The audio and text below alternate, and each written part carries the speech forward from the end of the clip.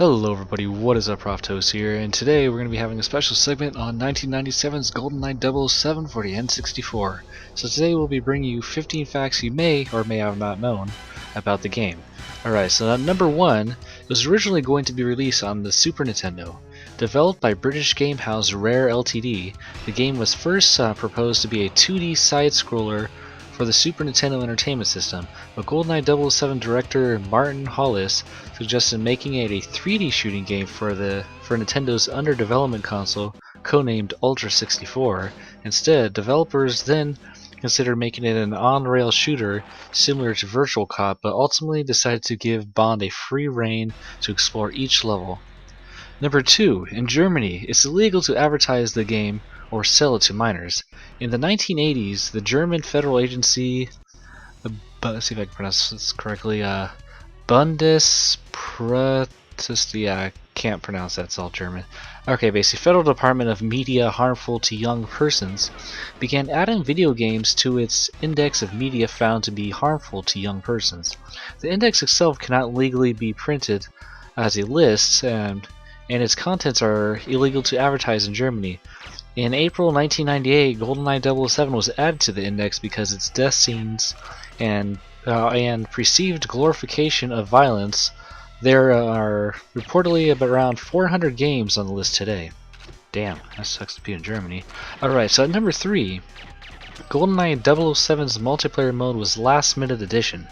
Around a month before the game's scheduled release, programmers decided to include the multiplayer feature as an afterthought and spent the remaining few weeks building it. The 11th hour change turned out to be a brilliant one. The multiplayer mode was among the game's most popular and innovative features. Coming on to number 4, the game references all prior Bond movies and Star Trek too. How do you know about the Star Trek one? GoldenEye 007 contains references to the 16 Bond movies made prior to GoldenEye. As with the multiplayer characters Oddjob and Mayday, several Bond girl named options for the controller style, and the multiplayer game setting You Only Live Twice, The Living Daylights, The Man with the Golden Gun, and License to Kill. In the streets stage of the game, a Star Trek reference plays a key role, and the very vulnerable civilians are wearing token red shirts marking them for trouble. Nice. Alright, so coming out number 5, every character plays with Bond's hands.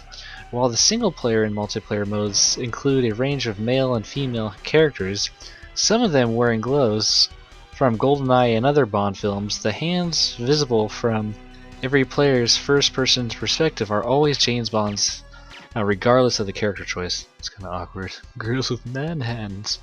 Alright. At number 6, we got GoldenEye's 007 signature Deathfall in every Bond game. Okay, at least some version of the death animation known as GoldenEye Fall, in which a mortally wounded character drops to their knees before falling flat, has been included in every James Bond game made since, of course, the original games included other falling styles too. Number 7. The soldiers and henchmen are actually rare staff. The faces of the game's nameless enemies were created to resemble those of the developers. Those enemies also have a total of 30 different animation routines depending on how they're hit for being blown up or shot.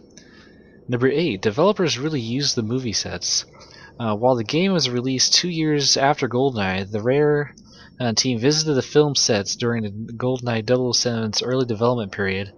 The designers took pictures and were given blueprints to help them develop authentic, though often expanded, levels. Number 9. The name of GoldenEye references to Ian's filming's own cover tops. Okay, so though the film's script was completely original, the name GoldenEye paid homage to Bond's creator Ian Fleming, who worked on the contingency plan for a Nazi invasion of Spain, codenamed GoldenEye. While serving as a lieutenant commander in the British Naval Intelligence during the Spanish Civil War, Fleming later gave the name to his estate, the Oracabesa, Jamaica, where he wrote many Bond novels. Fleming also credited the name to the 1941 novel Reflection in a GoldenEye by Carson McCullers, and despite the suspicion of many, always maintained that 007's adventures were not based on his own. Number 10. Copies of the film GoldenEye. A copy of the film GoldenEye is actually hidden in the game. In Bunker 2's Stage 1 of Bond's objectives to collect CCTV tape, the tape is in fact a copy of the film GoldenEye, the cover in which can be seen viewing Bond's inventory. It was number 11. It was among the first games to make players earn built-in cheats. In addition to the single-player and multiplayer modes, GoldenEye 007 has a cheat option mode that opens up both the beneficial and novelty conditions for play. The cheats are initially unavailable and must be unlocked by completing certain skill-based tasks within the game. For example, to unlock DK mode, making all characters have huge heads and tiny bodies, and massive arms like Nintendo's Donkey Kong, a player needs to complete the Runaway stage on the Agent difficulty level in 5 minutes while unlocking Tiny Bond, making Bond less than half the usual size. The harder to shoot requires completion of Service 2 on 00 Agent in 4 minutes and 15 seconds or less. Number 12. The game has a spiritual sequel. While Rare handed off the license for the Bond series after the release of the company also produced Perfect Dark, considered to be GoldenEye 007's spiritual successor with much of the same gameplay features. Number 13. GoldenEye 007 was one of the most popular N64 games of all time. It was the third best-selling N64 game ever, with 8 million copies sold, losing out to Super Mario 64 and Mario Kart, and grossed about 250 million worldwide. It's pretty good for an N64 game. Number 14. It's one of the Smithsonian's favorites. The Smithsonian Institute 2012 exhibit, The Art of Video Games, explored the 40-year evolution of video games as an artistic medium. The selected 80 key games with public's help. GoldenEye 007 was voted the most pivotal of N64 target games because of its many innovative qualities and striking visuals, but it had to surrender its spot in the exhibit to Star Fox due to the copyright issue with the film's license. And last but not least, number 15. For the first-person shooter genre, it was a total game changer. So the Smithsonian isn't alone in loving the game. In 2007, GamePro ranked GoldenEye 007 9th among the 52 most important video games of all time, calling it arguably the best console first-person shooter of all time and the best game ever licensed from a film. Yeah, that's just pretty much true because most movie games are actually pretty garbage. But okay, and noted that it established split-screen head-to-head gaming as viable, compelling scenario, thus paving the way for a little franchise we like to call Halo.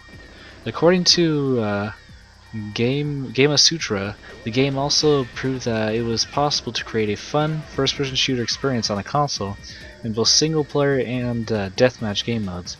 Because of the new N64 controller allowed for more agility, first-person characters no longer made it through levels by being seemingly bulletproof, but could rather use stealth tactics such as running, walking, crouching, hiding, climbing, jumping, creeping, and zooming in on certain features.